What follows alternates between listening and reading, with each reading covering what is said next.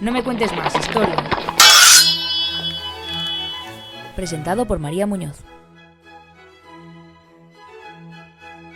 Muy buenas a todos y a todas y bienvenidos al primer capítulo de esta miniserie denominada No me cuentes más, historia. La idea de este podcast es hacer un recorrido por la historia moderna de España a través del legado que ésta nos ha dejado en forma de edificios y de cultura. Porque no hay mejor manera de aprender historia que conocerla de primera mano. Y qué más que perderte por las calles de Madrid, que nos ofrece un conjunto riquísimo de elementos con mucha más historia que Twitter. Para esta primera parte vamos a comentar la visita a un edificio histórico. En este caso vamos a hablar del Palacio Real de Madrid. Vamos a empezar primero a dar algunos datos y curiosidades de su historia para situarnos un poco. El Palacio Real de Madrid es el más grande de Europa Occidental y uno de los más grandes del mundo. Tiene además más de 135.000 metros cuadrados y 3.500 habitaciones, que han sido testigos de muchísimos siglos de la historia de España y por el que han pasado una cantidad de reyes increíble. De hecho, es una de las pocas residencias oficiales de jefes de Estado que sigue abierta al público. Y los reyes nos abren sus puertas, lo que es gracioso porque el día que yo la visité fueron unos días previos a las celebraciones del 12 de octubre con motivo de la fiesta nacional, y de hecho es que se podían ver las alfombras enrolladas puestas en un pasillo listas para ser extendidas con motivo de la celebración. Entonces la verdad que resultó bastante impresionante ver que realmente es un edificio que opera como sitio oficial para los jefes del Estado. El Palacio Real data del siglo XVIII, pero en realidad se asienta sobre lo que era el edificio del antiguo Alcázar de Madrid, que era una fortaleza medieval que se convirtió en palacio y que luego Felipe II convirtió desde 1561 en la residencia oficial de los reyes de España. Pero claro, esto no salió muy bien al final porque el Alcázar, que estaba decorado con grandes obras de arte del siglo de oro español, fue destruido por un incendio justo en Nochebuena, en el año 1734. Tal fue ese desastre y tal fue el trauma que se les quedó, que posteriormente la edificación de la estructura de este Palacio Real se prescindió de la madera en la construcción de las nuevas bóvedas, porque así se garantizaba la supervivencia de la mayor parte de la estructura del palacio en caso de que hubiera otro incendio. No querían perder ya más edificios importantes de la capital. Cuenta la leyenda además que miembros de la corte de Felipe V, que eran de origen francés, provocaron este incendio para poder construir un palacio de estilo francés o versallesco. Y es que el Palacio Real no podría ser más fiel al movimiento arquitectónico francés de la época. Es una copia literalmente del Palacio de Versalles. Pero vamos, que se trata al final de eso, es una mera leyenda, nunca se ha confirmado nada, pero bueno, siempre está bien saber cosas así. Son muchísimos los arquitectos que participaron en su construcción, tales como Filippo Juvara y Giambattista Sacchetti, que fueron dos arquitectos italianos de los mejores de su tiempo. La primera piedra se puso en el año 1738 y la construcción no se acabó hasta 1751, prolongándose hasta el 59 para acabar con las decoraciones y las obras escultóricas del exterior. Da que pensar que realmente fuera más de un arquitecto el que dejara su huella, y además que unos se iban pisando las construcciones y los planos de los anteriores. Entonces, claro, no es de extrañar que, tal como era la época de que de un día para otro te podías morir de un resfriado, pasaran tanta gente por ahí, tan importante además. Ya por último, para destacar así algún dato curioso, fue que el primer rey que habitó en las paredes oficialmente fue nuestro querido Carlos III, que fue rey de España, pero también es el rey de esta universidad. Son casi 2 millones los visitantes que vienen cada año a Madrid a descubrir los rincones del palacio, las obras de arte que tiene y todos esos tesoros únicos en el mundo. Y bueno, pues como yo no quise ser menos, decidí sumergirme entre sus paredes para ver qué clase de tesoros escondía y de dónde venía tanta emoción y tanta agitación. Conté además con la suerte de que pude disfrutar de una visita guiada, que bueno, debo decir que amenizó muchísimo la visita y que resultó bastante productiva. Por eso recomiendo bastante, si se decide visitar, reservar una de estas visitas guiadas si uno no se quiere perder los mejores detalles del edificio, porque realmente te lo cuentan de una manera que deja claro todos aquellos detalles de cómo realmente se vivía en la época, cosas que si tú fueras por tu cuenta al final no te enterarías, y creo que gana muchísimo la visita así, porque si no al final una visita por tu cuenta está más bien basada en pasear por unas salas interminables, muy bonitas, pero al final tampoco acabas de sacar lo mejor de cada una y te pasas el tiempo leyendo algún cartel informativo pues, por no aburrirte, pero sin poder acercarte de verdad a lo que es el fondo del palacio y lo que la chicha que tiene realmente, ¿no? Pero bueno, todo se ha dicho, la visita guiada la verdad que me subo bastante a poco y creo que fue bastante insatisfactoria, principalmente por la corta duración que tuvo, porque sinceramente creo que uno de los edificios más emblemáticos, no solo de Madrid, sino ya a nivel nacional, se merece muchísimo más que la escasa hora y media que duró, que no le quito ningún mérito porque realmente aprendí muchísimas cosas que no sabía porque yo había visitado el palacio con anterioridad, pero visita guiada no había hecho nunca y la verdad que muy bien, pero demasiado corta para mi gusto. Pero bueno, a pesar de todo y ya en general, sobra decir que vamos, la visita del Palacio Real es una visita obligatoria para cualquiera, por lo asombroso que resulta y por la importancia que tiene, vaya. Y qué narices por sentirte príncipe o princesa por un día. Ahora, para ir comentando un poco la visita, voy a ir un poco haciendo recapitulación de las salas por las que se pasan en el palacio y un poco comentando qué es de cada una de ellas o qué han resultado a mi parecer. Lo primero de todo, nada más empezar la visita, apareces en la escalera principal, que es absolutamente increíble, es muy impresionante subir las escaleras, el techo es increíble, está pintado con pinturas de motivos mitológicos, muy, muy, muy impresionante y sinceramente uno de mis sitios favoritos y me dio bastante rabia cuando estuve porque en la visita guiada pasamos 2 veces, una al entrar y luego pasando por los pasillos laterales que lo vimos otra vez.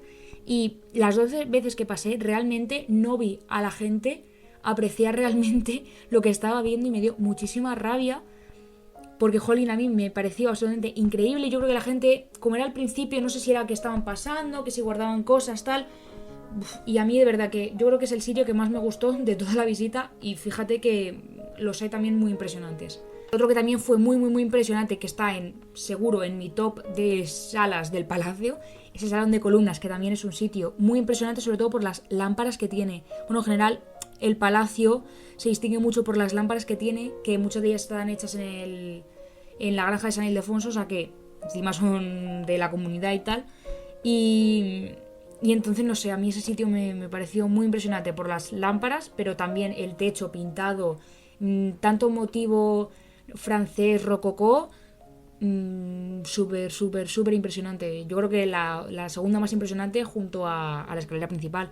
Y destaca decir también que estaba también encima la estatua de Carlos V, cuya otra estatua que hay, vaya, está en el Museo del Prado. Otra cosa que también la gente pasó totalmente desapercibida. O sea, que no, es que si no te lo dicen, de verdad, por eso insistía en la visita guiada, porque es que si no te lo dicen, realmente no te enteras de ello. Sí cabe decir también que justo antes de entrar en el Salón de Columnas nos contaron que habían un retrato del rey emérito, con un dato que me pareció bastante curioso porque lo había pintado un pintor súper reconocido, pero es que lo que me hizo gracia fue que empezó a pintarlo en la década de los 90, nos dijo la guía, pero que había acabado de pintarlo en el 2014, que encima fue justo el año en el que el emérito abdicó. Entonces, en el retrato aparecen él, su mujer y sus 3 hijos. Entonces me hizo bastante, no gracia, pero me pareció realmente curioso que se hubiera dado así, ¿no? Y que a partir de 2014 estaba ahí expuesto, pero realmente era un cuadro que no tenía vigencia plausible. Pero vamos, que hablando de sitios impresionantes, para impresionante, el Salón de Gasparini, que es, nunca mejor dicho, la joya de la corona, porque es absolutamente, no sé, impresionante. Siento que siempre estoy diciendo lo mismo, pero es que de verdad es... se da un nudo aquí en la garganta de lo impresionante. Una lámpara gigante, gigante, súper brillante. Y además es que es absolutamente impresionante porque todas las paredes, todos los rematados que lleva de decorados y demás, todo está hecho en seda y está cosido. Y a mí me pareció increíble. Me tuve que acercar a la pared porque de verdad que no, a simple vista no lo parece, pero ya cuando alguien nos lo dijo y nos acercamos, me acerqué yo a la pared a verlo y me pareció absolutamente increíble cómo está hecho. Más nos contó que en el proceso de restauración tuvieron que ir quitando trozo a trozo para poder restaurarlo y luego volver a ponerlo porque ya estaba muy feo, estaba muy amarillo, porque claro, la tela al final con el paso del tiempo pues se degrada y tal. Y de verdad muy muy muy muy, muy impresionante también. Y además el suelo también seguía un poco los motivos. Creo recordar que nos dijo que está hecho de mármol italiano, pero no lo sé si es cierta. Pero vaya, que súper, súper, súper impresionante, de verdad. También, bueno, pasamos también por el Salón del Trono, pero bueno, el Salón del Trono... no voy a decir un Salón del Trono más, porque evidentemente no lo es, pero Salones del Trono sí que había visto más, entonces no creo que me impresionara tanto. Lo que sí que me gustó muchísimo de esta sala, yo creo que fue lo que para mí dio el punto final a este sitio, fue el techo pintado que...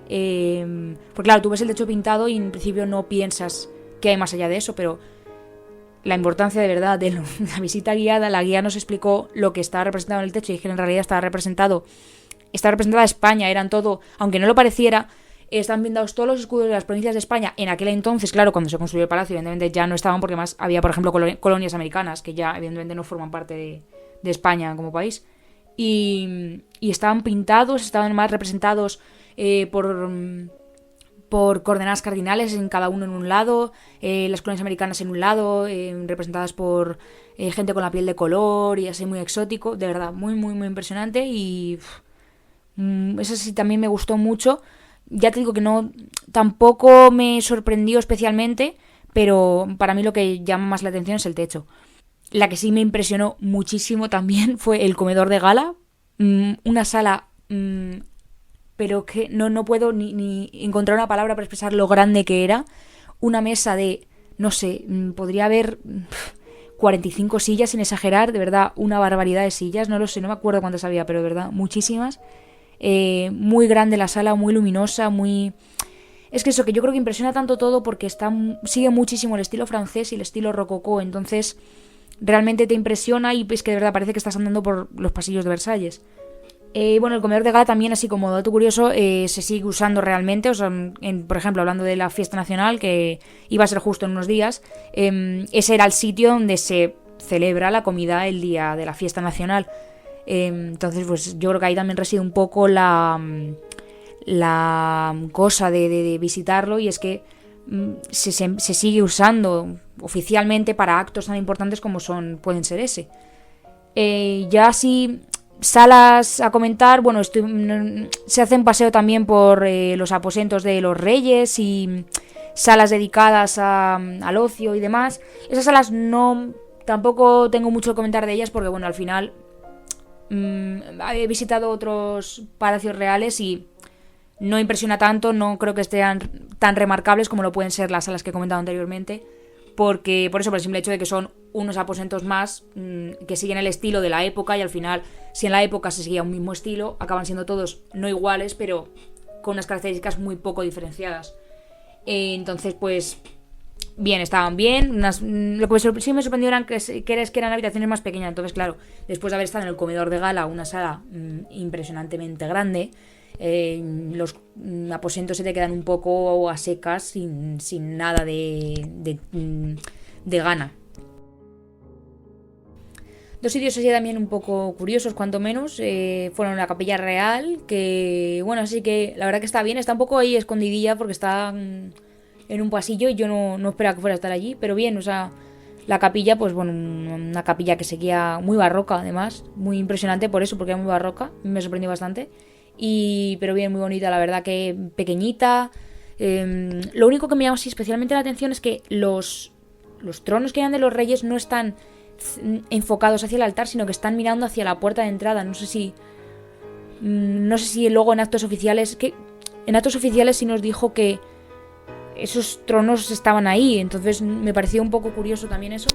Y luego también se nos contó que había unas galerías encima, por la que los miembros de la corte, cuando había misa, oían que las campanas, sabían que había misa, y aparecían por esas galerías a presenciar la misa.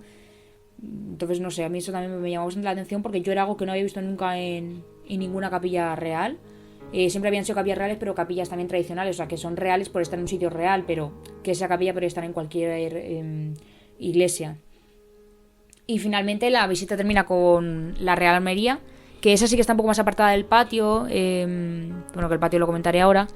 La Real Armería, pues bueno, yo no me considero una fan especial de la armería, valoro mucho la colección de escudos, lanzas y de armaduras que hay.